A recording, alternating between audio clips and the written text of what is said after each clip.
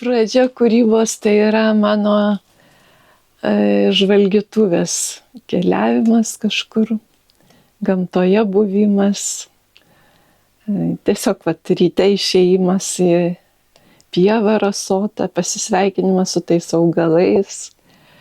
Šiandien ryte išėjus pamačiau, kad pražydo lelija nauja, pasveikinau ją ir stebiu šitą visą grožį gamtos ir džiaugiuosi, tiesiog džiaugiuosi, gėriuosi, sveikinuosi, dėkoju Dievui už tą gamtą gražią. Aš buvau iš tų laimingų vaikų, kurie tą vaikystę kaime turėjo, tai gal tas didesnis jautrumas gamtai ir buvo, bet mums lietuviam tas labai artima, būdinga, juk matom ir liaudies kūryboje, kiek naudotas yra augalas visuose ten tuose darbuose. Moterų tas super ypatingai jautrus spalvų derinimas, tai irgi viskas atėjo jom iš gamtos. O mano rinkimas būna dažniausiai tiesiog toks atsitiktinis, einu, pamatau nukritusi kažkokį žiedlapį, man jis patinka, šį tiesiog atsinešu, parsinešu. Jeigu keliauju kažkur toliau, tai vėlgi kažkokią turiu užrašų knygelę ar kažkokį tai futlerėlį, į kurį susirenku, susidedu. Dabar neseniai Ispanijoje keliavau, tai iš tikrųjų nuostabių tų augalų yra ir taip norisi kažką pasirinkti, pasinešti. Parsivežimas sudėtingesnis yra, bet vis tiek prisiminimui tiesiog pasiimi, nežinai, kas iš jo. Ar tu jį panaudosi ar ne, bet žodžiu, pasirenku. Būna, kad į botanikos sodą nuvažiuoju rudenį kažką pasirinkti. Kai ką nuskinu, reikia, pavyzdžiui, kažkokią smilgą susiskinti, kad jos nenubirėtų, ar ten norisi, kad nelabai pakeistų spalvą, kad neišbaltų. Tai tą spalvą vis saugai kažkiek. Pradžia tai būna kartonas neištapytas. Tiesiog pasiimu kartoną ir susidėlioju kažkokius augalus, ką aš tuo metu tiesiog susirandu.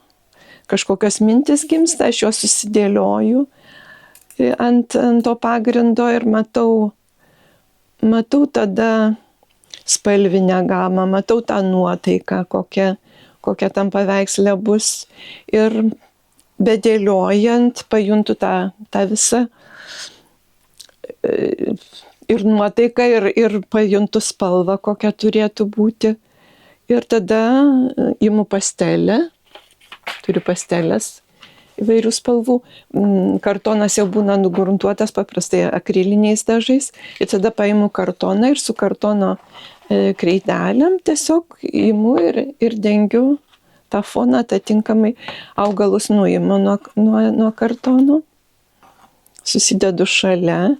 Jeigu labai motyvas su daugybė detalių, tai aš tada su pieštuku pasižymiu, kuriuose vietose kokios detalės buvo, kad paskui nepasimesčiau, jeigu ten kažkokių daug ar bokštų, ar medžių, ar šiaip kažkokia abstraktus darbas, aš kartais būna susidėlioju, kad sugrąžinti viską, tai aš nusifotografuoju ir tada matau, jau klijuojant, matau maždaug kaip buvo mano išdėstyta, nes klijuojant sunku labai pataikyti, nes jau žiūri, tiesiog nepriklijuosi, nenuimsi, piešiant tai gali panaikinti tą piešinį ir piešti vėl iš naujo, ar tapant gali užtapyti, o čia jau priklijuoji ir lieka.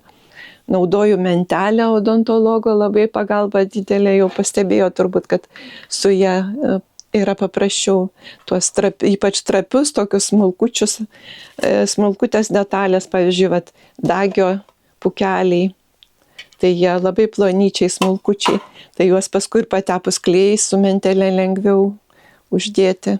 Pasitiesiu popierių, pasiimu teptuką, augalą.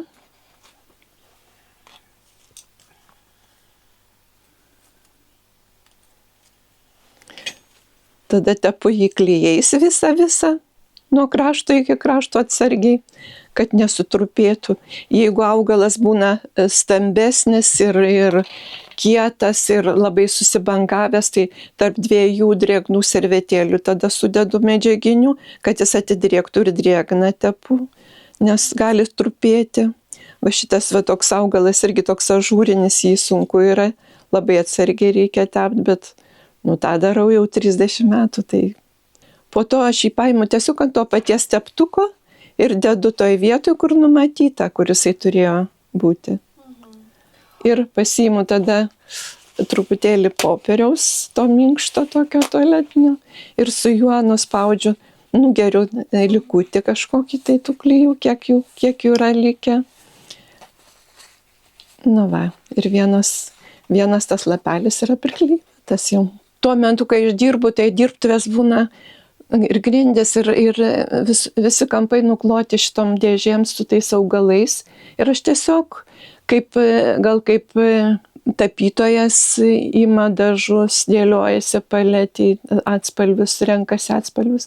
Tai lygiai taip pat ir aš ir spalvinės gamas, ir kažkokią tai formą ar ritmą nužvelgiu, ir tuo metu kažkokios mintis kyla. Ir aš susirenku atitinkamą tą kiekį tų augalų ir juos paskui dėlioju ant kartono ir kuriu.